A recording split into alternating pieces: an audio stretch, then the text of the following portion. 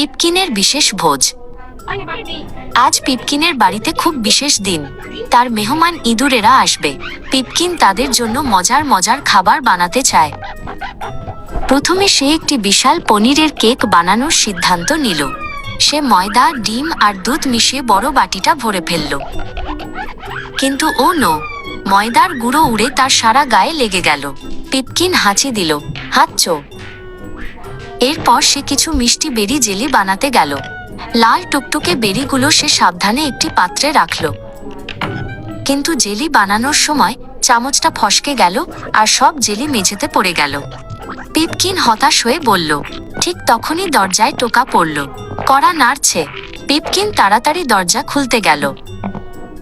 তার কাজিন রোহান আর প্রিয়া এসে হাজির। তারা পিপকিনের অগোছালো রান্নাঘর দেখে একটু অবাক হলো। চিন্তা করো না পিপকিন, রোহান বলল, আমরা তোমাকে সাহায্য করব। প্রিয়া মাথা নাড়ল। সবাই মিলে রান্নাঘর পরিষ্কার করলো আর নতুন করে খাবার বানাতে শুরু করলো। রোহান পনির কেক বানাল আর প্রিয়া সুন্দর করে বেরি সাজাল। রোহান ময়দা মেখে কেকের ছাঁচে ঢালছে।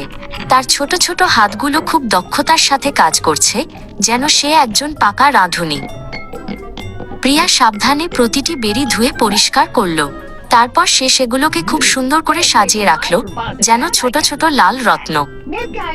পিপকিনও পিছিয়ে রইল না। সে ছোট ছোট পনিরের বল তৈরি করতে শুরু করলো, যেগুলো দেখতে ঠিক যেন ছোট চাঁদ। ঠিক তখনই আবার দরজায় টোকা পড়ল। আরও মেহমান। পিপকিন অবাক হয়ে বলল। এবার এলেন তার প্রিয় মাসি মীরা আর কাকা সুবীর। তাদের হাতে ছিল তাজা বুনো মাশরুম আর এক বোতল মিষ্টি ফুলের রস। কি ব্যাপার, রান্নাঘরে এত ধুলো কেন? মাসি মীরা হেসে জিজ্ঞেস করলেন। মনে হচ্ছে এখানে একটা মজার কাণ্ড ঘটেছিল। কাকা সুবীর বললেন, চিন্তা নেই, আমরাও সাহায্য করতে পারি। আমি টেবিল সাজাবো আর মাসি মীরা বানাবেন তার বিখ্যাত মাশরুম টার্ট।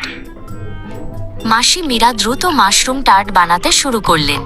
তার ছোট ছোট হাতগুলো দ্রুত ময়দা মাখছিল আর মাশরুম কাটছিল। রান্নাঘরটা এখন যেন একটা কর্মচঞ্চল মৌচাক। সবাই মিলে একসাথে কাজ করছে, হাসছে আর গল্প করছে। অবশেষে টেবিল ভর্তি হয়ে গেল নানা রকম মজাদার খাবারে। পনির কেক, বেরি জেলি, পনিরের বল আর সুস্বাদু মাশরুম টার্ট। সবাই মিলে হাসতে হাসতে মজাদার খাবার খেল। পিপকিন বুঝল, বন্ধুদের সাহায্য আর ভালোবাসা দিয়েই সবচেয়ে সেরা ভোজ তৈরি হয়।